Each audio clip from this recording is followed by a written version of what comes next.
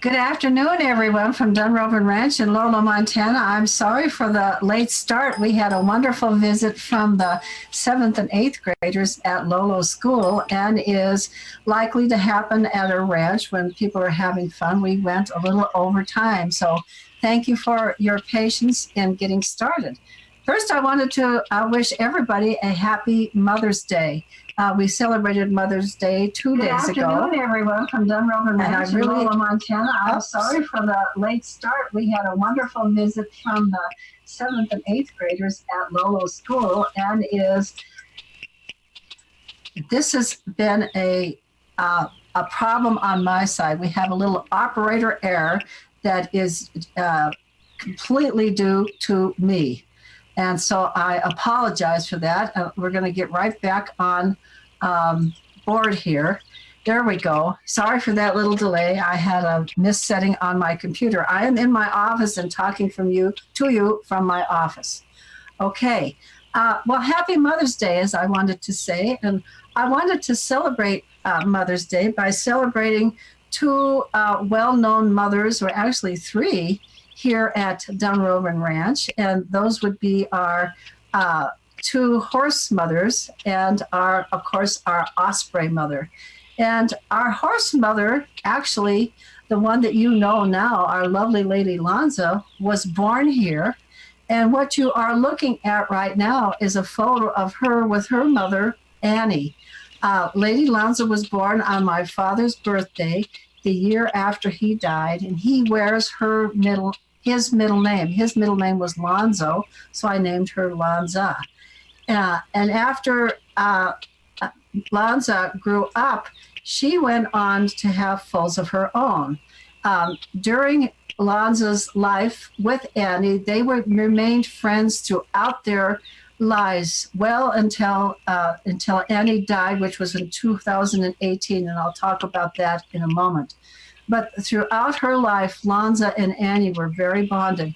And the wonderful thing about it was, as Annie became older and had a more difficult time fending off some of the geldings, Lanza became her protector, just as we do in the human world, where daughters and sons take care of their parents. So do equines. Equines stick together in family groups, matriarchal groups.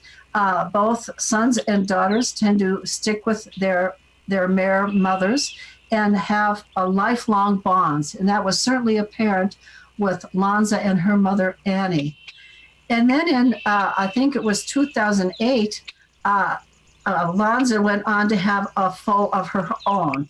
And the name of that foal was Stormy. We called it Stormy because it was born on a stormy night in April, during a snowstorm. And it was a beautiful young filly that I sold to a good friend of mine who loved her deeply. Unfortunately, Stormy was killed on our property by somebody with a bow and arrow. We never found out who did that. We reported it to the county sheriff. We put rewards up all over the place, but we never found who was responsible for Stormy's death. Then in 2000, I believe it was 2010 or possibly 11, Lanza had another foal, another filly, and this filly was named Serena, and I did not name this filly. When the filly was born, I gave her immediately to my ranch manager, who was this wonderful young man from Romania. His name was Daniel, and I hired him right upon his coming and moving to Montana as an immigrant. He was just a fabulous worker and just gave me such good labor and was such a wonderful family friend. And I knew he wanted a horse, so I gave him this foal. He named her Serena. This is Daniel with Serena now as a yearling, and his wife Monica. They moved to Helena, and Serena went on to have a foal of her own. So now Lady Lanza is a grandmother. That foal is a colt, and Daniel is now riding that foal. I've seen him ride it. And then, of course, the last foal for Lady Lanza to have is our own Augie. And I know many of you participated in our naming Augie and in Augie's birth. I'll show you a short video of that here in a moment. But he's just a gorgeous palomino colored little stud colt. He is friendly, and as you all know, Kelly is in the process of training him to be a wonderful rideable animal. And so here we is a short video of Lanza giving birth to Ozzy's Golden Echo, or Augie. And there's no sound at the first of this video because it was taken with our web camera and we didn't want to disturb anything. But then I'll fast forward through it a little bit after the actual birth, and we can get to the part where there's a little bit of sound. So let me get this started first. And this shows Augie's actual birth. This was on May 3rd, 2 years ago. So Augie just turned 2 years old. And the name Augie comes from a combination of things. His color is golden, and he's named after our favorite male osprey, Ozzy's Golden Echo, or Augie for short. And here's Lady Lanza in the last part of giving birth to Augie, and very soon you'll see him come out. One of the things that people don't normally understand about a foal being born is that their hooves have what's called a deciduous composite envelope that enfolds their hooves and makes them soft just for the birthing process so that they don't rip open their mother's birth canal. And you can see a little bit of that on this hoof right there, the little white sticking out from his hoof as he's got it between her leg. That's this. It's very rubbery like, and it falls off almost immediately. People almost never see it because it's deciduous and falls right off as soon as the foal is born. And as you can see in this photo, the placenta is completely covering Augie's face. And as I was watching this, along with many of you who are watching now, I'm sure, I let this go on for quite a while, the placenta on his head. But then I got worried about it, so I ended up stepping inside and helping remove it. And I'm going to fast forward to that point where I do remove the placenta, so you can see me doing that right after he was born. I just walk in and I carefully remove the placenta from his head so that it doesn't block his breathing. I was hopeful that it would fall off by itself, but it didn't. So I went in and removed the placenta myself. He'll show up here momentarily.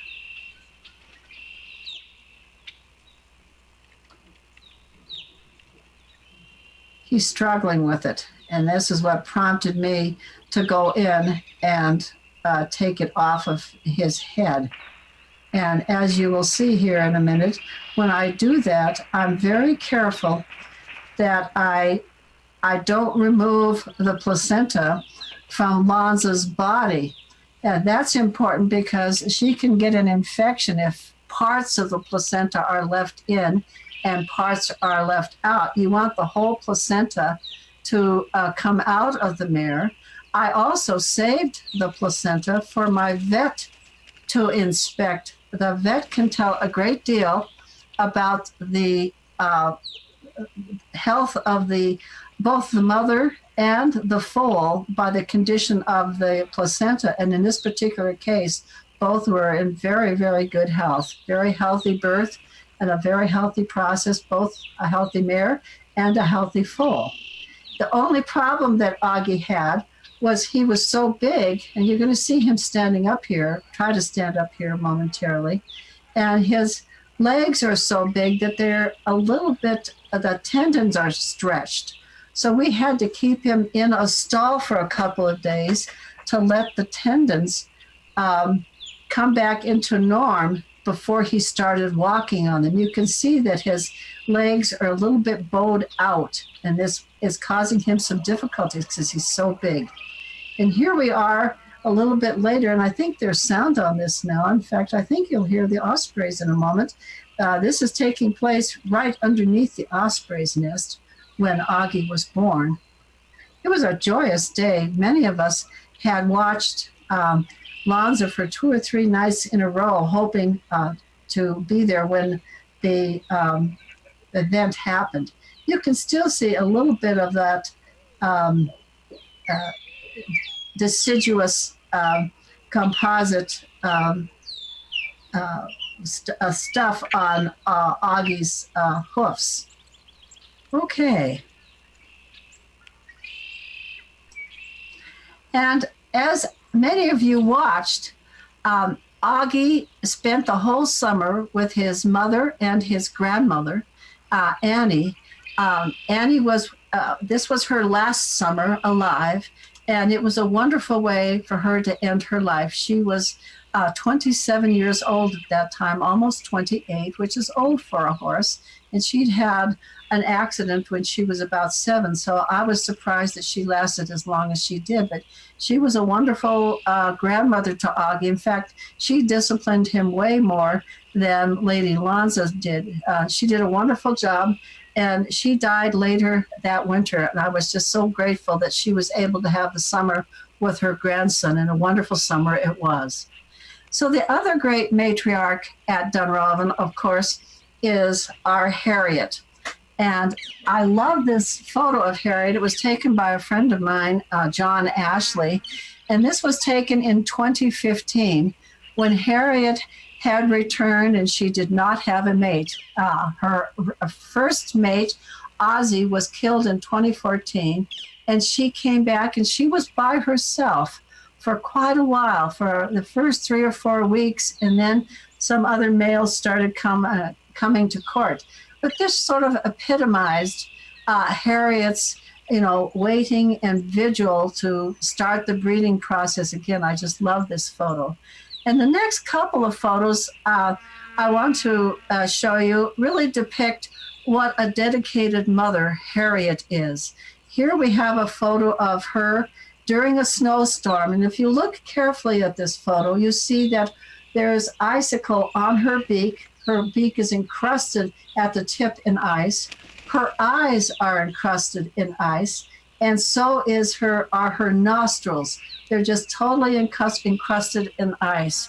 And she sat there all day and all night during a horrendous snowstorm. She had 1 egg that she was keeping warm during this horrible snowstorm. And in the middle of the night, we were able to capture the moment that Ozzie came to relieve her. And you can see that egg was totally safe and warm in that nest.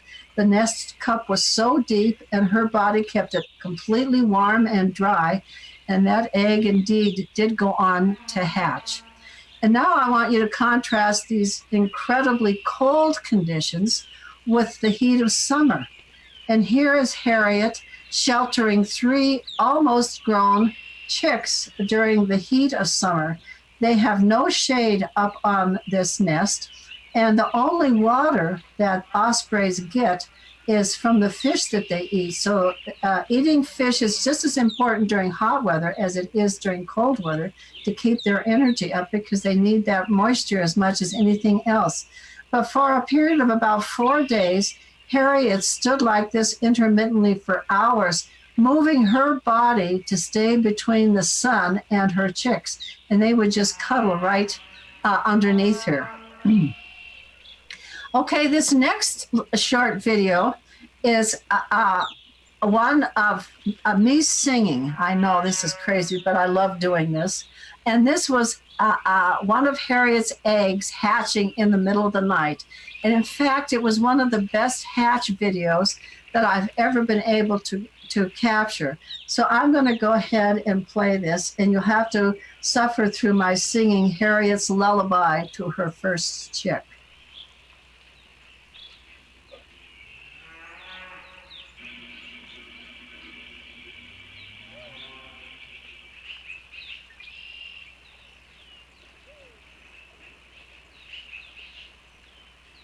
Welcome to my nest. Won't you break on in?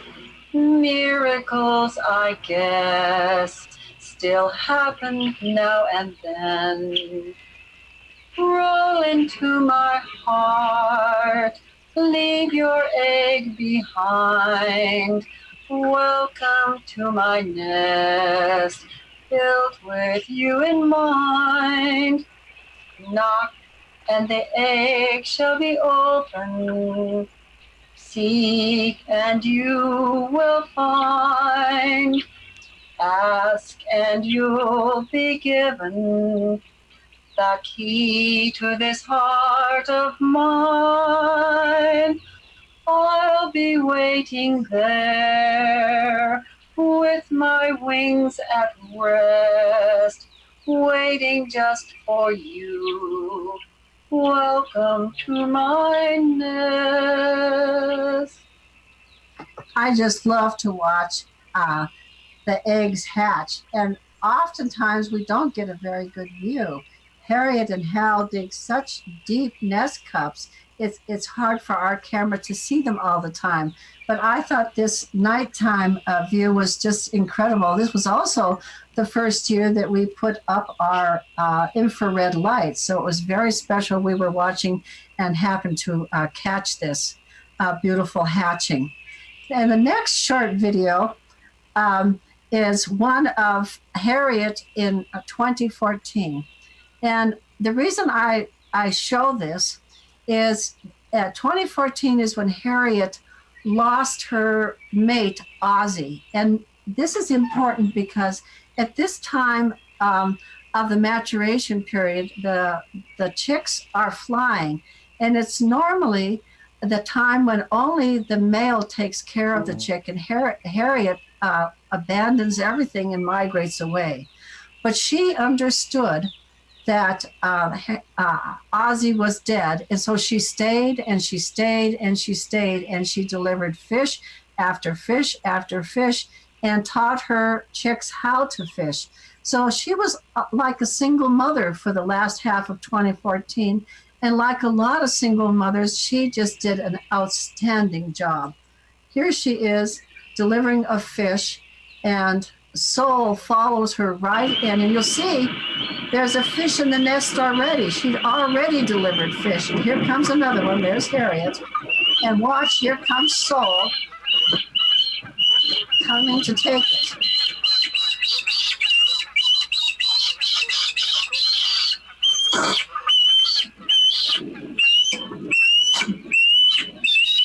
He indeed was one spoiled chick, that Sol.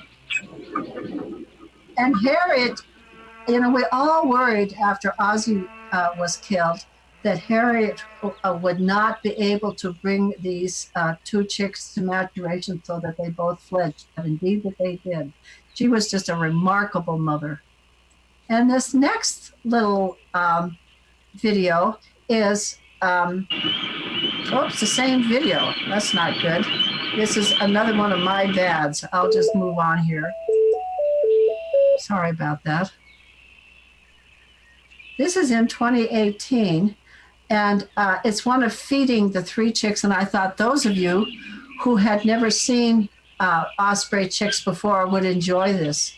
The third chick is pretty new at this point, and you can see they have a difficult time managing their heads. And there's a couple of things to notice about this. The chicks have a little white piece on their neck. It's on their beak, pardon me. That's called a egg tooth. And that little white piece is really hard, and it's what they use to break open the egg. And you can see the newly vacated egg shells are still in the nest cup.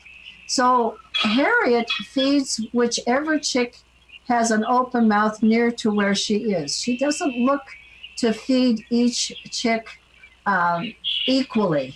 And this is very true of birds of prey in general. The oldest chick will almost always be the one who's fed first. And that once it becomes full, then the other chicks get an opportunity.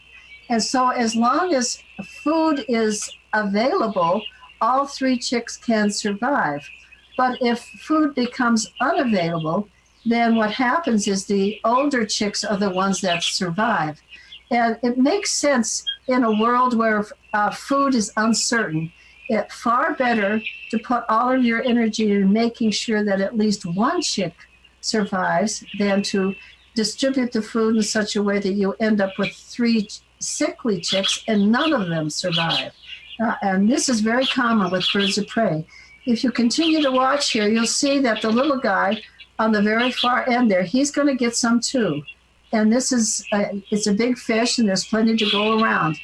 The little one was just hatched, so it's having even a harder time controlling its head. And you'll notice that the second fish went down with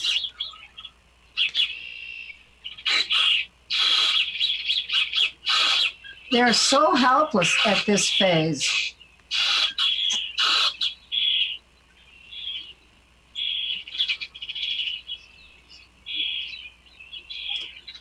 It looks like the second chick is having a hard time clearing itself out of that egg. But again, stick with it. You'll see that little chick pop right back up. They're strong regardless of, how small they are and how recently hatched they are. They manage. And Harriet will just keep feeding until there are no mouths left to feed. Okay, the first ones look like it's going to come back up here shortly. I want you to notice the date on this. This is June 4th of 2018, because I think the next video is just a little bit later in the season, and you'll see a big difference in the chicks. We're all anxious for this stage to happen this year, and it won't be too long now, towards the end of May, first part of June, that the eggs should hatch.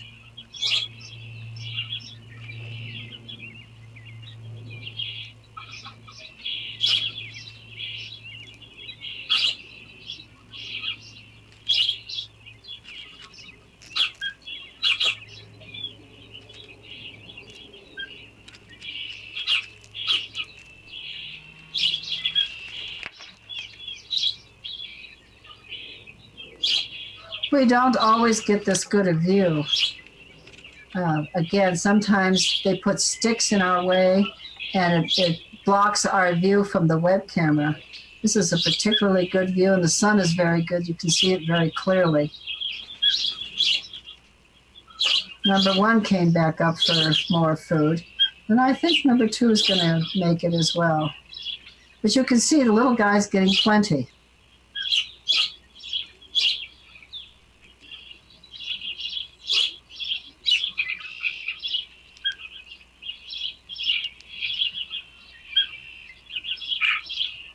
Here comes number two again.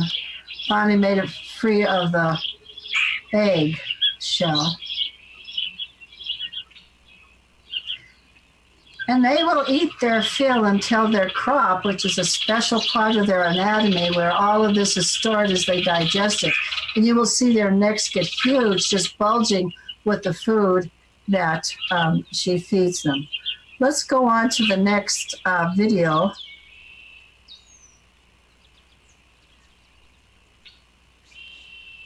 Here's one at June 20th. And so this is just what? 16 days later. And this is kind of an interesting little demonstration. Now those same 3 chicks. Now watch this. The fish goes overboard, and somebody attacks. And watch those chicks, what they do. They instinctively know to just flatten down on the nest. And also notice how disguised they are, how you can hardly tell them from the sticks on the nest and from the duck that's in the nest. They're so beautifully disguised. Nature's way of protecting those chicks. Now here's just 3 days later, the same year, and I think this is one of her feeding those same 3 chicks on a cold day. And you can see how much bigger they are. It's only been 20 days since the first video that we saw those tiny little chicks. And now they've got pin feathers. You can see the feathers coming out. And she goes to feed the chicks, 2 of whom have a crop already. You can see the bulge on their neck. And again, this indicates that the 2 older ones were fed first at the last meal. So it looks like the younger one, who's in front now, will be fed at this meal because the 2 older ones have already been fed. This is very common in the way it goes when there's plenty of fish. When there's plenty of fish, the 3rd will get his turn. But if there's not enough fish, then they can die because of a lack of food. And also from their older siblings fighting and keeping him down away from food. It's really an issue of food abundance that makes all the difference for all 3 chicks.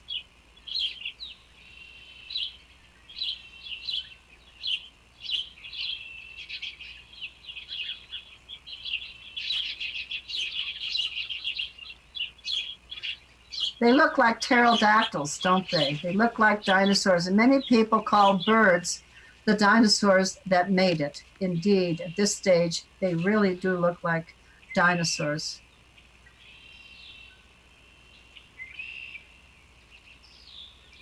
Okay, that is the end of my show for you today. I just wanted to give you a remembrance of the mothers here at Dunrovin to celebrate Mother's Day and to wish all of you a wonderful Mother's Day.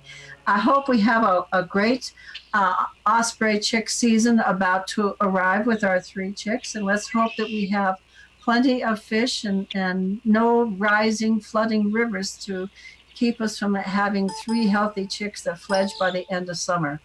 I want to thank you for joining me today, and we'll see you on Thursday with Kelly. Thanks for everyone. Goodbye.